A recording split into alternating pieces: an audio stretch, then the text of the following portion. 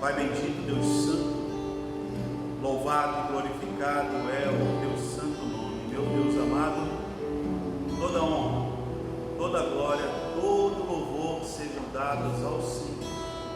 Meu Deus querido, para a honra e para a glória tua, nos reunimos na manhã deste dia, para que possamos lhe prestar o culto que lhe é devido, e assim, meu Pai amado, não apenas cumprirmos uma obrigação, mas adorá-lo na beleza da tua santidade, exaltá-lo como único, suficiente, poderoso Deus e Pai, prestar um serviço aos nossos irmãos, porque ainda não é tempo, meu Deus querido, de nos reunirmos publicamente, presencialmente, mas nós somos a tua igreja, lavada e remida no teu sangue, e estamos nos unindo em espírito, adentramos as regiões celestiais, entregamos as nossas orações, entregamos ao Senhor todo louvor, toda exaltação, em espírito e em verdade. Nos abençoe com o entendimento destas palavras, da tua palavra, a meditação destas linhas, e nos dê, Pai querido, a porção para o nosso dia. Seja conosco, em nome de Jesus. Amém. Evangelho de Marcos, capítulo 4, uma parábola muito conhecida ainda no conjunto das parábolas do semeador, da candeia, da semente, agora também a parábola do grão de mostarda, que está no verso 30 do capítulo 4.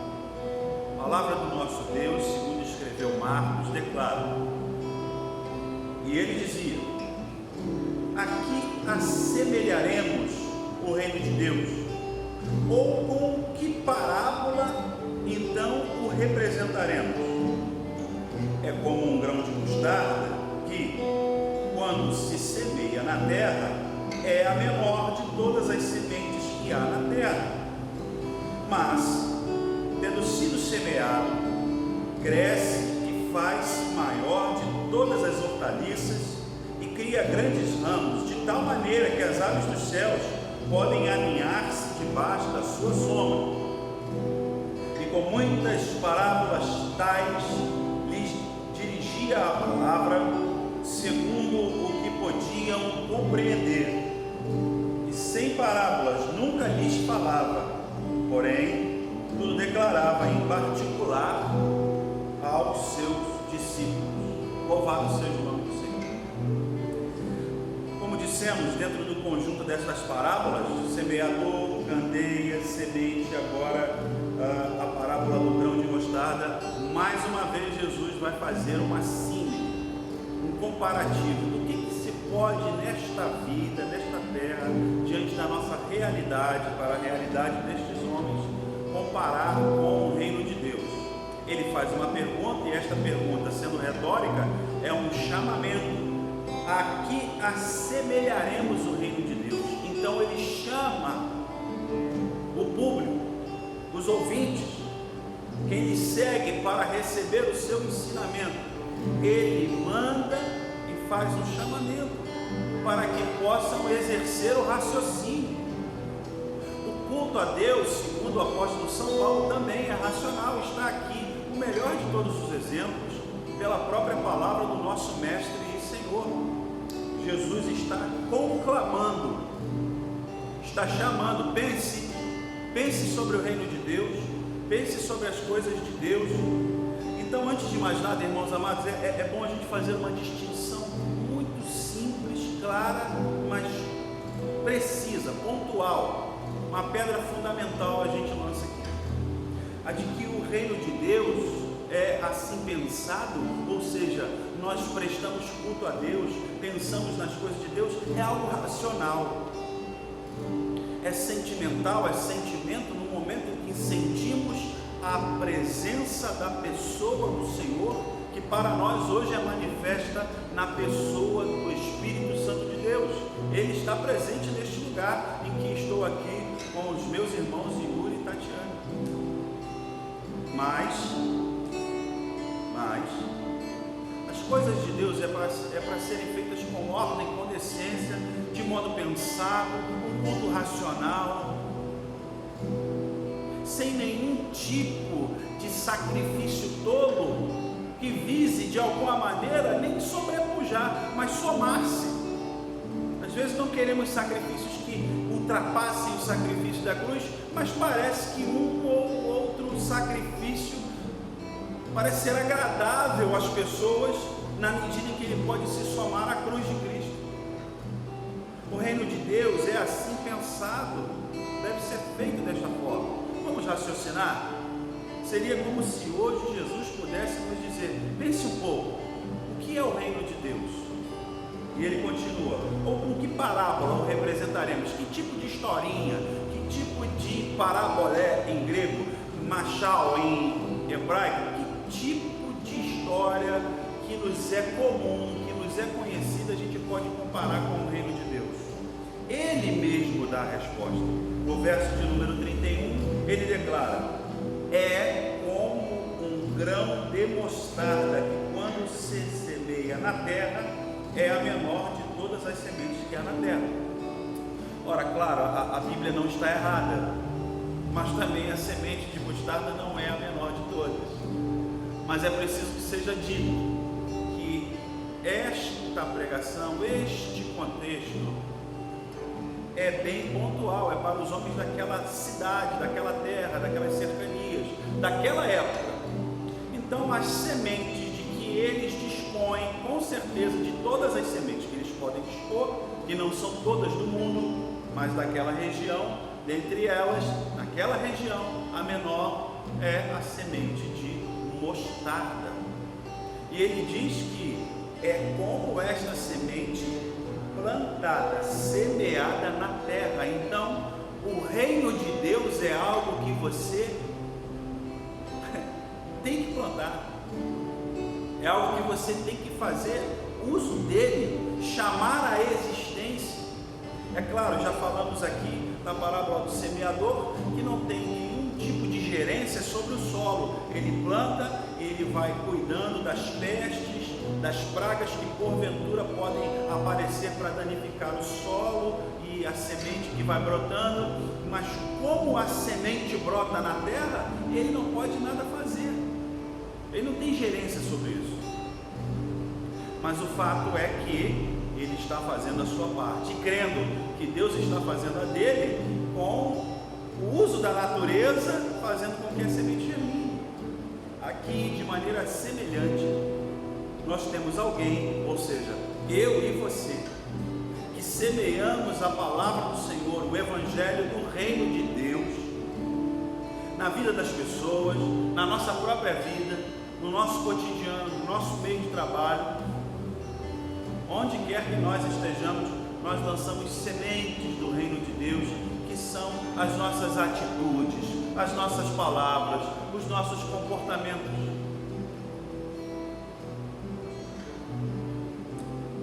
Mas tendo sido semeado, verso 32, cresce. Parece que não há de crescer, mas tendo sido semeado, cresce. Se fica com a semente nas suas mãos, fica com aquilo pequeno. Se guarda o reino de Deus apenas para si, não cresce, fica minguado, fica com aquilo pequenininho. Mas ele diz aqui, tendo sido semeado, cresce e faz-se maior de todas as hortaliças.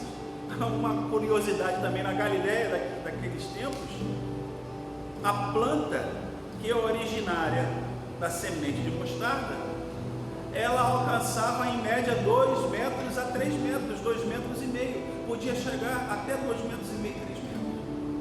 Ou seja, uma pequenina semente que ficava maior do que o tamanho de um homem comum, um homem normal. A coisa cresce se você colocar fé e fizer a sua parte. É assim que devemos ler a palavra. E cria grandes ramos de tal maneira que as aves do céu podem aninhar-se debaixo da sua sombra, galho sobre galho, e um fazendo sombra ao outro, e de tal forma que suporta o ninho da árvore e lhe oferece sombra.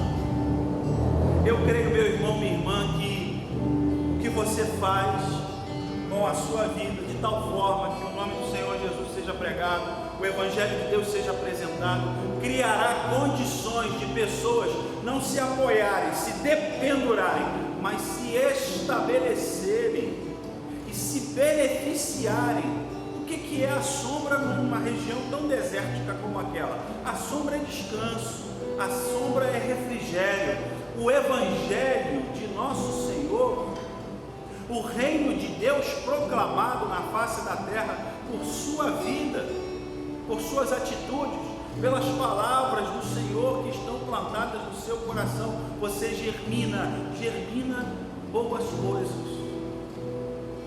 Pessoas se beneficiam do Evangelho que está assim declarado pelas suas atitudes.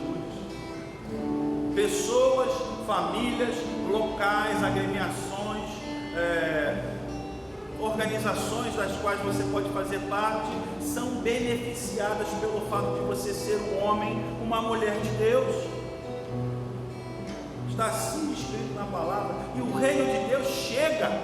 Já tivemos aqui a ideia do que Dr. Russell Shedd nos dá a ideia de que esse reino seria melhor empregado a palavra reinado. Então o reinado de Cristo aumenta na face da terra com a sua vida, que apregoa e vivencia o Evangelho na prática. É praxis. Ou seja, nenhum ensinamento que vos é dado aqui deste pouco pode permanecer guardado. Se a semente permanece guardada, ela não germina. Mas se o ensinamento é colocado em prática, ele germina, ele traz frutos para você e para as outras pessoas. Deus nos abençoa tanto, mas tanto, meus irmãos, que é bem capaz, com certeza, de alcançar aqueles que estão próximos e até os que estão mais longe. Com certeza. Agora, fato curioso está no verso 33. E com muitas parábolas tais, semelhantes a esta, lhes dirigia a palavra segundo o que podiam compreender. Então Jesus falava para o público de uma maneira tal que eles pudessem compreender, e falava do reino de Deus, não procurava solucionar problemas pontuais das pessoas sem que o reino de Deus não fosse aplicado. Eu vejo muitas técnicas com respeito a todas elas, muitas técnicas, eu não vou nem citar nomes aqui para não ferir suscetibilidades, mas pastores que se valem de outras ferramentas que possam ser a base. A base é o Evangelho. Eu não posso utilizar uma outra ferramenta que não seja o Evangelho por base. Eu não posso ministrar aos corações das pessoas. Eu sou um pastor, eu tenho que ministrar Bíblia, reino de Deus. E as pessoas querem fórmulas prontas para a solução dos seus problemas. A parábola está aqui descrita, todas elas em conjunto: o semeador, a da candeia, a da semente, agora o grão de mostarda, e tudo pressupõe processo. Um dia após o outro, basta cada dia o seu mal, viva como se Jesus voltasse hoje, sirva a Deus, aos seus irmãos com alegria, viva o Evangelho hoje. Um belo dia você será surpreendido, será surpreendida por Jesus voltando nos ares, e então vai ter valido muito a pena, eu tenho certeza. Jesus falava às pessoas de maneira simples aquilo que podiam compreender, com uma abordagem para o seu tempo, com a singularidade daquelas pessoas.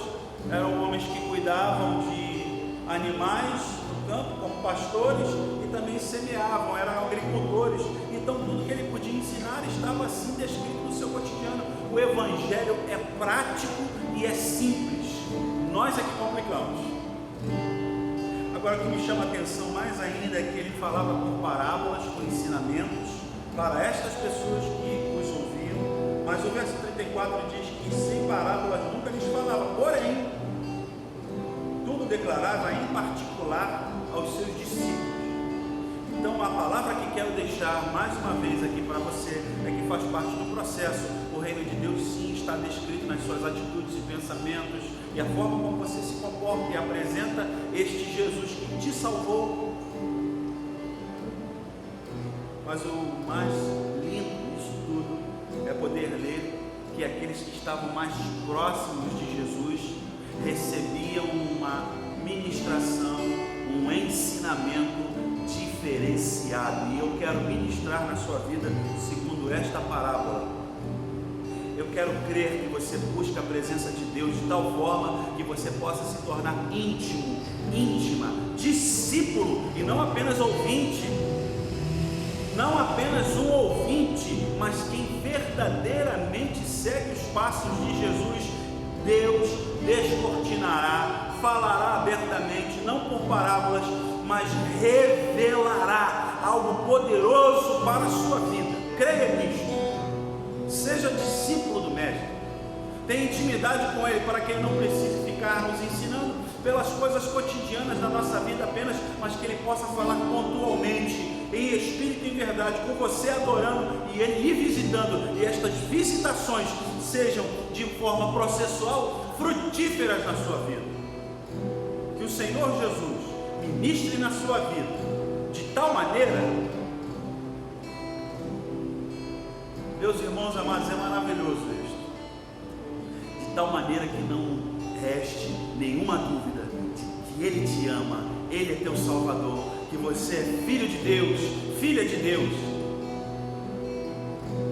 que a vida eterna nos está assegurada e que breve Ele voltará, e então estaremos com Ele nos ares. Seja assim na sua vida, deixa Cristo ministrar na sua vida de maneira pontual, aberta, clara, límpida. Deus te abençoará. Deus te abençoe, em nome